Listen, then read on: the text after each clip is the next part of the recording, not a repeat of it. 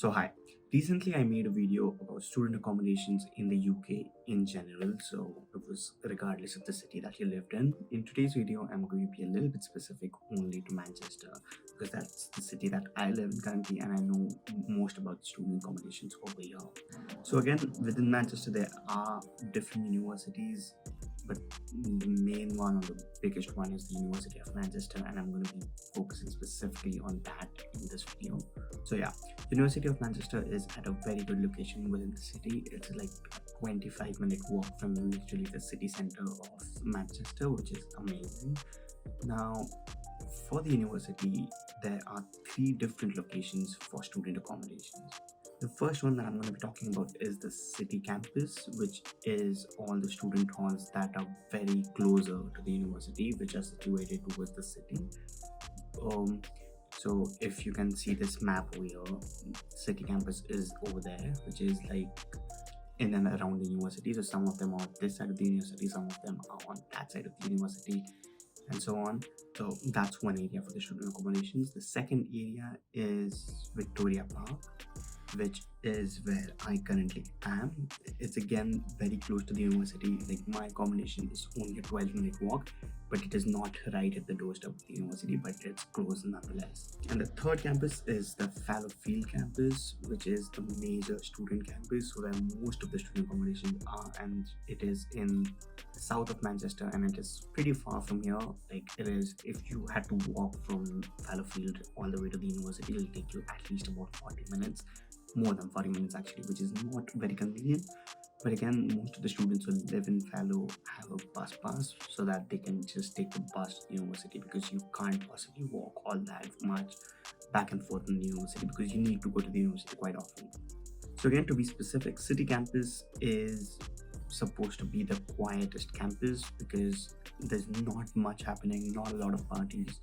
But if you are in a very academically demanding course where you need to study a lot, that campus is for you. Because, and if you're not that much into partying, if you don't like a lot of noise, that is for you.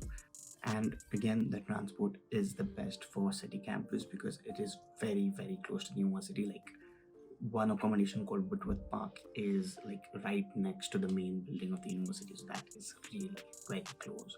Victoria Park, on the other hand, is not as quite a city. There are a lot of parties going on, a lot of students here. One of, like the hall next to me called Hume Hall is one of the most social halls within Victoria Park. It is quite fun. Again, Victoria Park is also a little bit quiet, so it is, I think, in my opinion, Victoria Park is a right mix of quiet and social life.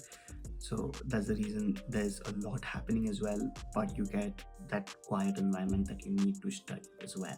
Now, Fallowfield campus supposed to be the most is supposed to be the party hub of the student accommodations. A lot of parties happening over there. Like me personally, even when we go out for parties and all of that stuff, most of that is happening in Fallow, in students' flats and all of that. Although that might be a good thing, like if you're into parties, the bad thing about that is the campus is always loud. Like no matter what time of the day it is, even at like 4 or 5 until like 5 a.m. in the morning, it's going to be quiet regardless if it's a weekday or a weekend day. And that is not very convenient in my opinion, because you need your sleep, you need to study at times as well. But again, if your course is not that demanding and if you want to have a lot of fun, Fallowfield is for you. So again, now I've spoken about the zones where our accommodations are located in Manchester. There are again two different types of accommodations that you could go for.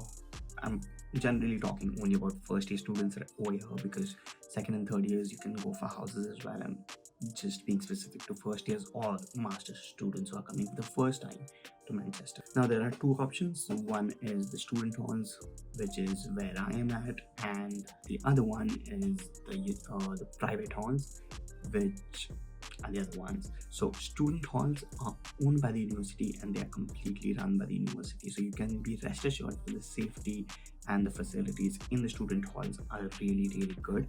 Again, within student hall, it depends which hall you get for the prices and all that stuff. But generally, the prices of the student hall ranges from around 110. It starts from 110, 114 for some of the cheaper accommodations like Whitford Park and Oak House is around 110, to some others which s- the most expensive one in my I think is Unsworth Park in Fallowfield, which is the newest one. It was built just in 2019. It's quite new, brilliant rooms and all of that stuff, but it costs upwards of £160 per week, which is mad expensive.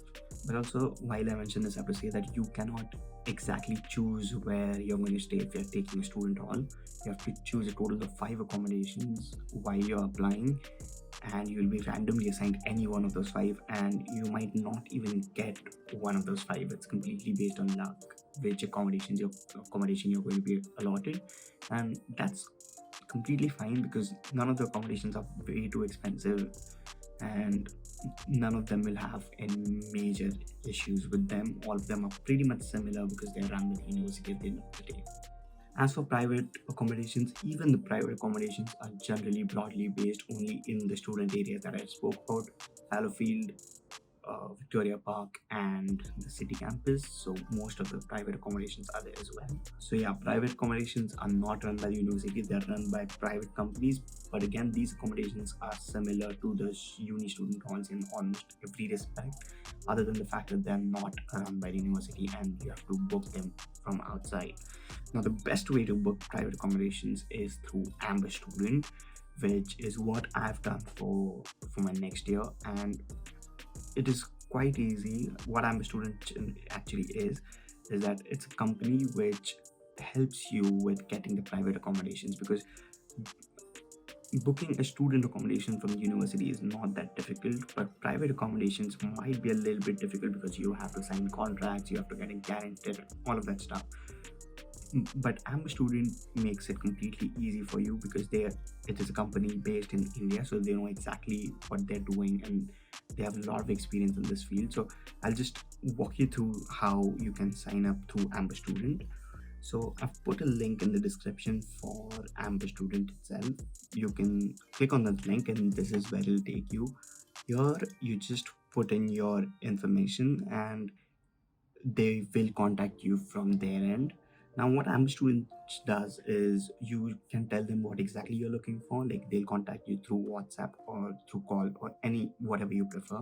And believe me, they'll not be spamming you. So if you tell them that I do not want to continue, they'll just leave you alone. So yeah, you can tell them your preference of what room exactly you're looking for, what kind of facilities you want on the area, and which area you want to stay at, on all of that stuff. Now, the advantage of booking a private hall is that you do not have to depend on luck on which area you're going to stay at, because which area you stay at also is hugely important. And second thing, all of your bills and all of that stuff is included in your contract price, and that is the same in the uni halls as well. But that is the best thing about student accommodations. Rather than getting a flat or something, you don't have to worry about the bills of your Wi-Fi because everything is included within your contract price.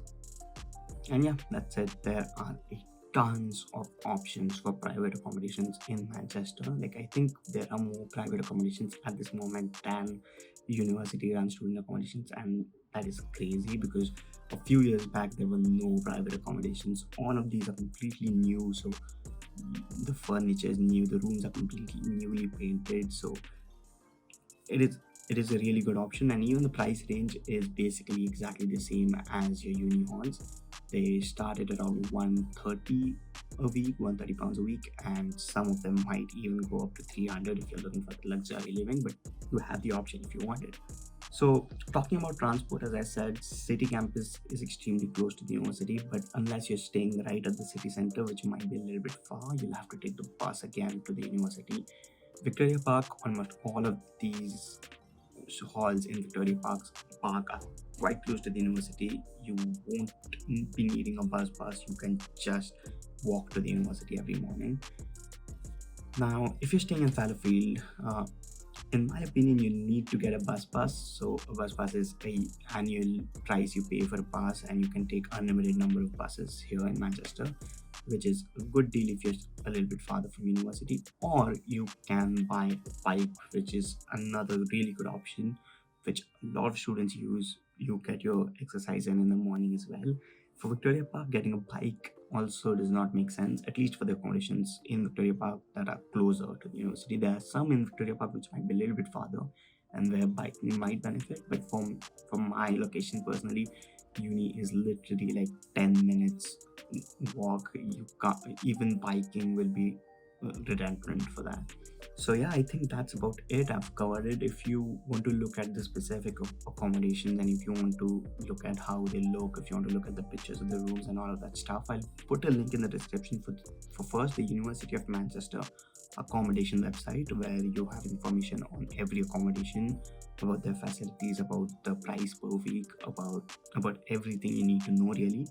And I'll also, as I said, give the link for Amber students. So if you're going for a private accommodation, you can go to that affiliate link and they will help you out as much as you want. So thank you so much guys for watching the video. If you liked it, please like the video and please subscribe to the channel. It helps the channel grow a lot. And again, sorry for a little bit of a delay because now it is the exam season, so I've been a little busy with revision and all of that work. But yeah, so that's it. Thank you.